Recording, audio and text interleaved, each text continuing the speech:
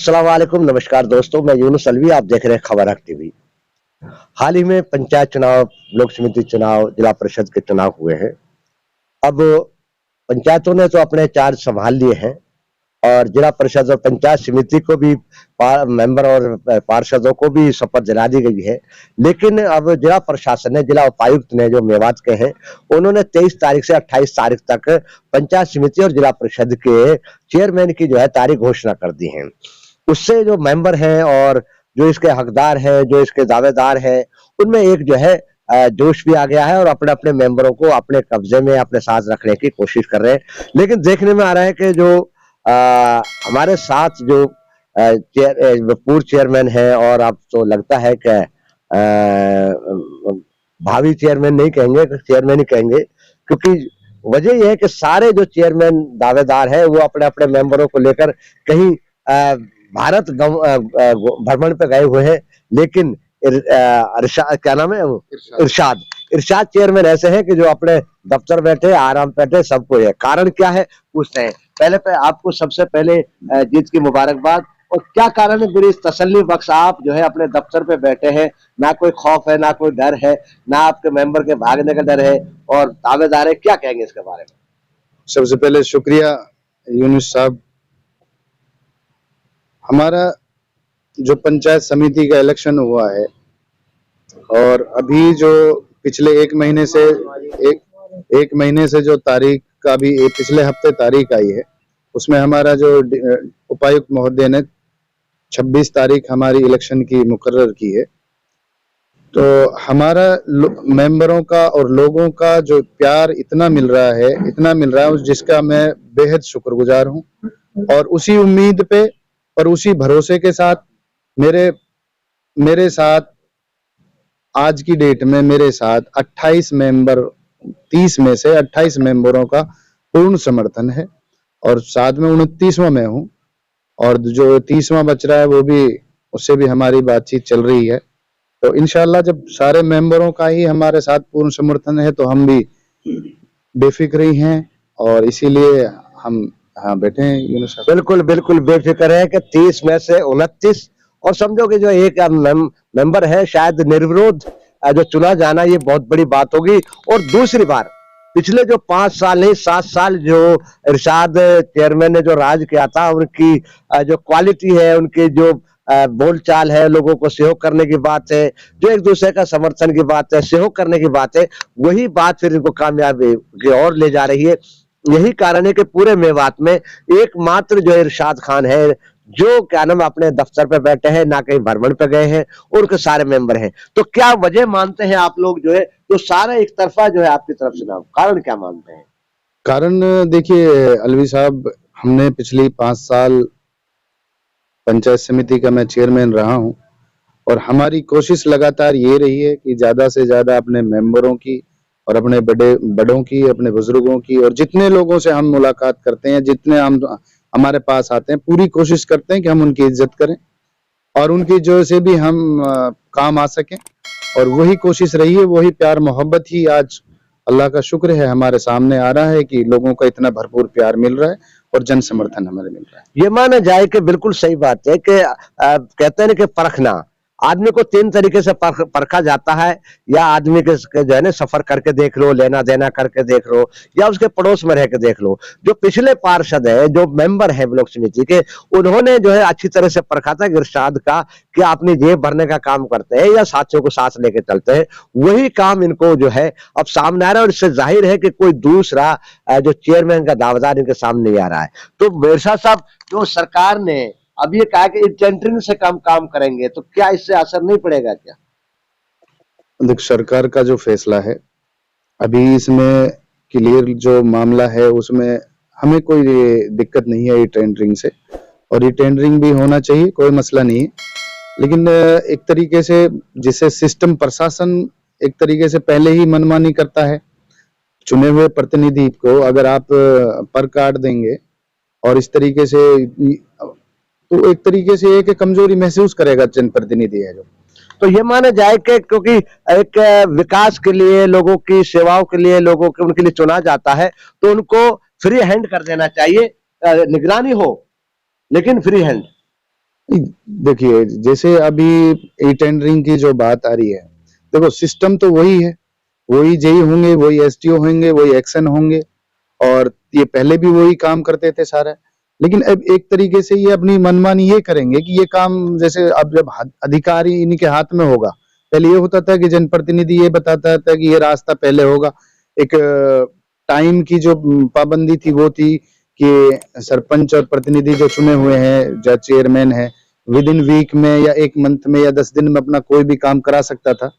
लेकिन अभी टेंडरिंग से अभी ये भी भ्रमजाल है कि वो कितना उसमें टाइम देंगे, 3 महीने का या 4 महीने का, और सारी जिम्मेदारी चुने हुए प्रतिनिधि की रहेगी। फिर उसमें एक तरीके से लूप होल ही बनेगा, एक टाइम का बनेगा, एक सिस्टम का भी बनेगा, तो कहीं ना कहीं कुछ ना कुछ तो दिक्कतें आएंगी।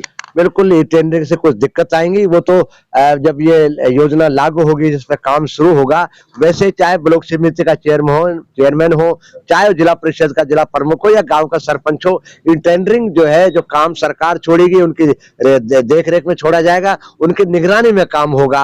और उसके बाद अब क्या अधिकारी बदल पाएंगे, क्या इसका टेंडरिंग काम सही हो पाएगा, ये तो समय ही बताएगा। लेकिन जिस तरीके से आपको एक तरफा जो है 30 में से 29 ने आपको समर्थन दिया है, क्या कहेंगे उन मेंबरों के लिए, क्या कहेंगे, किस तरीके से लेके चलेंगे उनको जो है?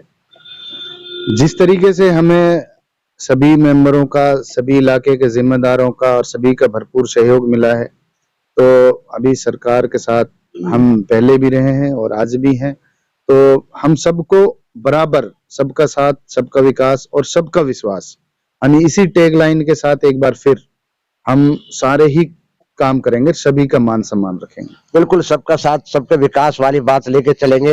लेकिन इसमें इरशाद चेयरमैन साहब, एक सामने आती है कि जो 30 में से कोई मुकाबले में नहीं आया, तो इसका क्या यह आपकी साफ छवि मानी जाए या सरकार का प्रेशर माना जाए? कैसे एकदम एक तरफ आ गया, क्या माना जाए? क्योंकि आप सरकार के आदमी है और आपकी छवि भी है। प्रेशर का देखो, सरकार का जो समर्थन है, सरकार की जो सहयोग है, वो आपके साथ तभी शामिल होगा जब आपके पास भी कुछ होगा। जब आपके पास ग्राउंड लेवल पे कुछ नहीं है, तो फिर सरकार भी आपके साथ कितना समर्थन देगी।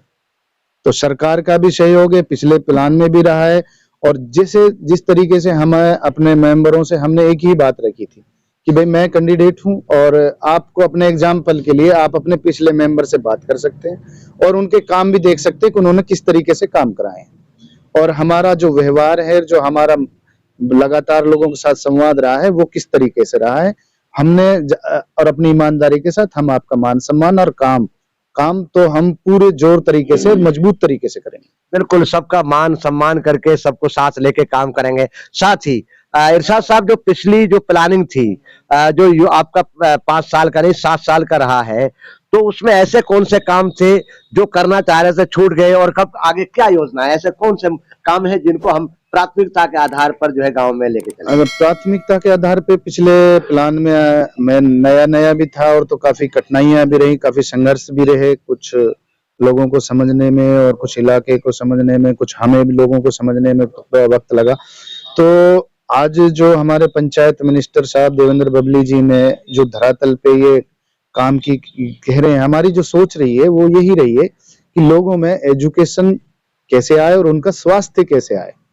कि एक तो मेरी जो मन की मनसा है वो ये है कि मेरे जो बड़े गांव हैं, बड़े गांव हैं, जैसे नई हुआ, बिछोर हुआ, सिंगार हुआ, बीसरू हुआ, और जितने भी अधिकतर गांवों में हम सरकारी स्कूलों पे एक मॉनिटरिंग रखें, और उनमें से हम कम स्टडी सेंटर और लाइब्रेरी का ऐसा काम रखें। जो मेरी मन की कसक रही थी वो यही थी मेन। तो दूसरा ये था कि हमारे जो गांवों में पुराने खेल हैं, जैसे कबड्डी थी या इस तरीके से जो खेल थे हमारे, दौड़ थी, या ये जो कहीं ना कहीं खो रखे हैं, कहीं ना कहीं ये बहुत दूर हमारे लोग और हमारे नौजवान जो इनसे चले गए हैं, नशे में गिरफ्त हो रखे हैं।